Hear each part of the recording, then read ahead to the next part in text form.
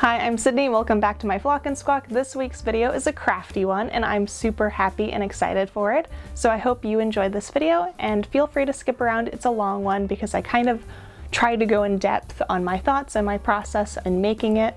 So let me know thoughts and comments down below, but I hope you enjoy this and stick around to the end for the reveal. Step 1 for this project was printing off my reference image that I found on Pinterest. It seemed like it was a vintage embroidery pattern, and I decided that it was so cute that I had to make it into this project. So I printed it off and I taped it to my light box so I could trace it onto my water-soluble embroidery sticky stabilizer thing. It's basically where you can stick it onto your fabric and embroider right over it. It washes away.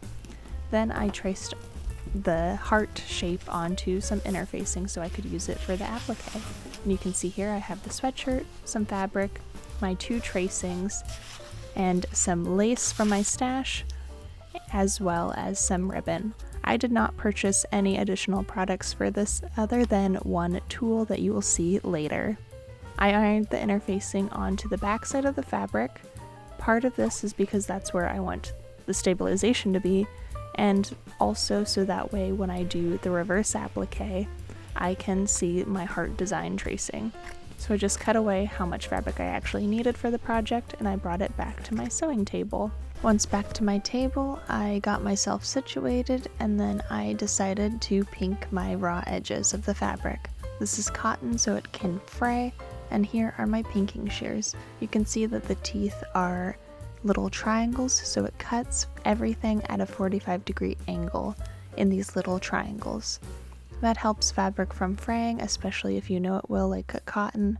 So I just went around the edges of the entirety, giving myself plenty of room in case I need to adjust it, as well as to pin it to the right side of my sweatshirt, or the wrong side. Here I am just measuring about 3 inches from the neckline to start my design. I gave myself some reference pin on the right side of the sweatshirt, and then we turn it inside out to actually pin and do our applique.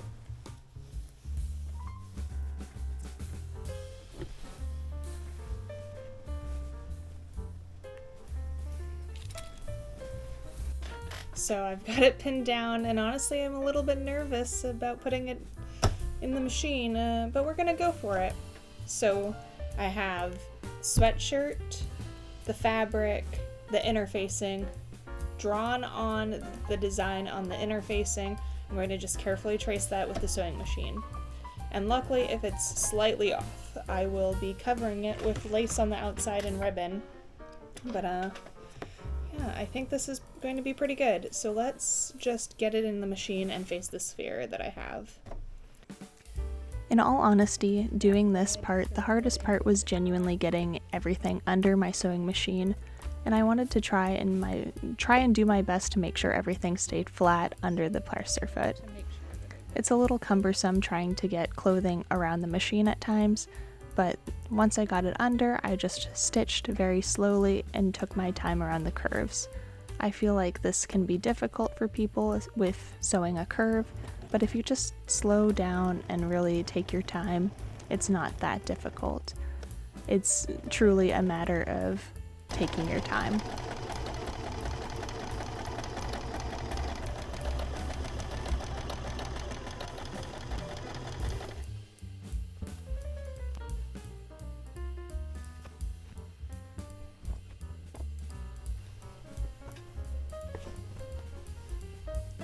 Fully sewn on the one side. Let's see how it looks on this side.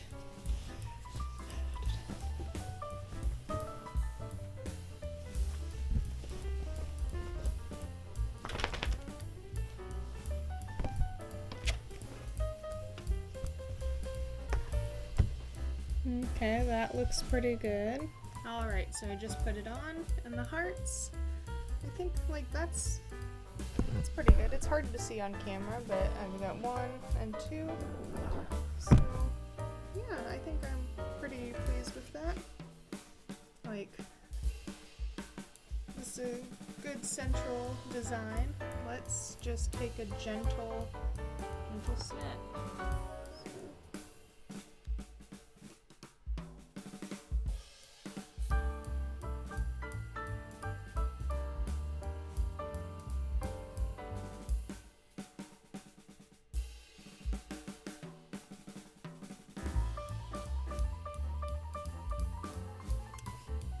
can cut out the fabric, and I will see you in a moment. Now I'm just cutting away the fabric of the sweatshirt to reveal our applique. I just cut it very close to my line of stitching, being careful not to actually cut any of the stitching or the fabric underneath. And there you have your reverse applique. You can stop here or you can continue like I did, and I just pulled it inside out again just to clip the fabric a little bit closer, and I put it in my embroidery hoop for the embroidery layer. Once it was hooped, I then cut my embroidery stabilizer that I have the design drawn onto just to fit a little bit better, and I stuck it down and got stitching. It's day 2, and this is everything that I've gotten done for day 1. I've mostly just worked on the embroidery for this one puppy, and yeah, I'm going to keep working. I ordered online a rhinestone tool, so I might use that in this project, and that's going to be here in a couple days. So I'm just going to keep working on the embroidery, and then I will update you when it's time to do any other embellishments. But this is where we're at so far. So it's been a little bit, and I had to actually double check what I last checked in with you guys on, because it took a whole nother day to finish the embroidery, and then I also got started a little bit on the lace. So this is what it's looking like so far. I've started pinning it around the heart, and as you can see, I have quite a few pins going on just to secure it. I haven't quite decided if I'm going to do it by hand or by machine, because this will be like a very delicate process. Like it'll take longer by hand, but it'll take more concentration if I do it on the machine. So it's kind of like a picking my battle. But as you can see, the embroidery underneath is all done. And yeah, we're just moving on to the lace, and I'm so excited. I have a new tool to show you. So I got a little rhinestone bedazzler just for this project. So it's the heat affix ones, and then it came with various rhinestones. 3 packs. 2 are like, one is kind of more holographic where it's clear, but they have like more colors in it. One is just like plain white gems, and then one is a pack of just like different colors. So there's pink, there's yellow, there's purple, blue, and some green. So I think these might end up going on the project. I haven't fully decided, but there are some details that I feel like could be made even better by doing some bedazzling. So I got this specifically for this project. I don't see myself using it a whole lot, but maybe another project like this will come along. So that's where I'm at with this so far. Like I said, I just went and I pinned the lace very carefully.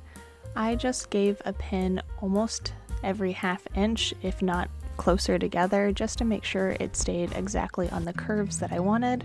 When I came to the point of the heart there, I made sure to gently fold, and on a couple points in the curve, I gently folded the lace to make sure that it went around it nicely.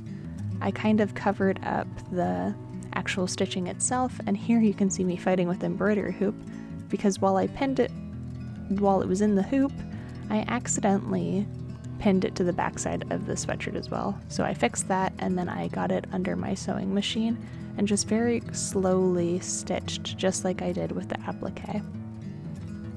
I just wanted to make sure that I caught all of the edges of the lace, and I went back through to catch a couple spots that I missed the first time around.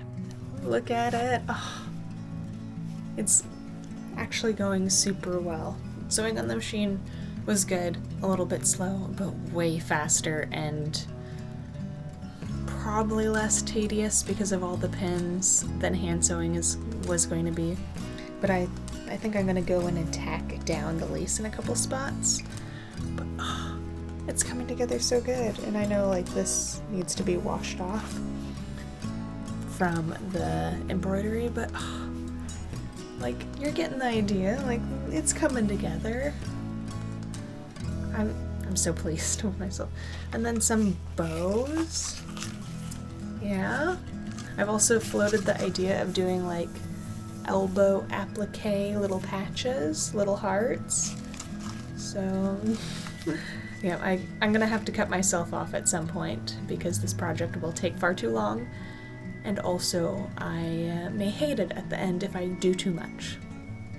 But so far, I'm loving it. Like it's turning out really well. It's exactly the sort of kitschiness that I was hoping to achieve, and it's getting there. So probably tomorrow because it is 10 p.m. So yeah, that's where we're at the moment. So I washed off the guide, and I also did a couple tacking stitches for it, but you can see that the lace kind of curls because it was washed.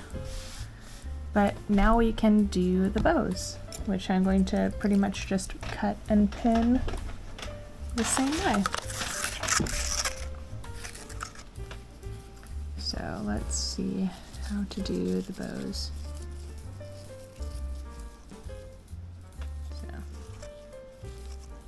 So here you can see me tying a couple bows. I don't really have a great tutorial visual for this, but I do recommend looking up diagrams and perhaps other videos on how to tie a bow. I did just like a couple loops, kind of like a cancer ribbon, and then wrapping one of the sides around so that way I could have the knot in the center. Then I tacked these down by hand stitching the knots so they won't come undone. And I saved them for later after the rhinestoning. Here is my rhinestone tool. I hadn't taken it out of the packaging yet, so here I am just dumping all of my tools out, watching the tutorial video on exactly what I'm supposed to do, and then I do a tester just to make sure that everything's going well and that it works properly before I do it on my actual project. For this tool, you just heat up the tool and then you press down on each rhinestone for 10 to 15 seconds. I found that 10 seconds was plenty, so I just set down one rhinestone at a time and worked my way across the project. Oh my gosh, it's hard to believe it, but it's finally time to do the ribbon. I just did my first ever rhinestones. You can kind of see them on camera. I just did a few because you can always add more later. Oh, my ribbons are flying off. But it's come along so well. Now for the ribbons. Do I let them hang freely? Or do I like tack them and sew them in an artistic little like they're flowing in the wind way? Because I left the lace mostly free, so I'm kind of feeling like maybe I just let the bows be. Maybe just tack them in a couple spots, but let like the loops and the edge for the most part be free. I'm thinking I'll do that because I can always go in and sew it further. But if I do it completely the first time, then it might be a pain going in and seam ripping and changing it. I'm going to go with the first option, which is just tack it lightly, and then we'll go from there. But yeah, I'm going to do that, and then it'll be our grand reveal. So yeah, stick around. Here I am just sewing the bows actually onto my project. I just did a tacking hand stitch for each bow in the knot, just like what I did when I made sure that they wouldn't come undone, and then I trimmed the tails.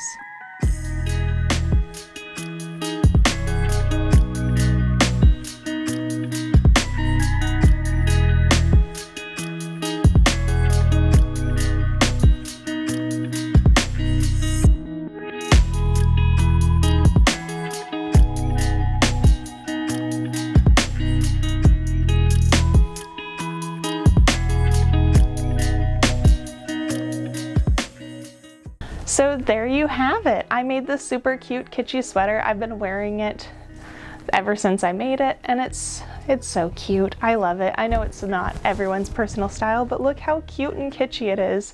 I put quite a bit of time into this. So not just the making of this, but the making of the video to share with you guys. So I hope you enjoyed. I hope it gives you the confidence to try a project out like this yourself. Applique, lace, embroidery, you name it. You can do it to a thrifted piece or something already in your wardrobe to give it new life. But yeah, thank you so much for watching. I hope you flock and squawk again with me sometime. Bye!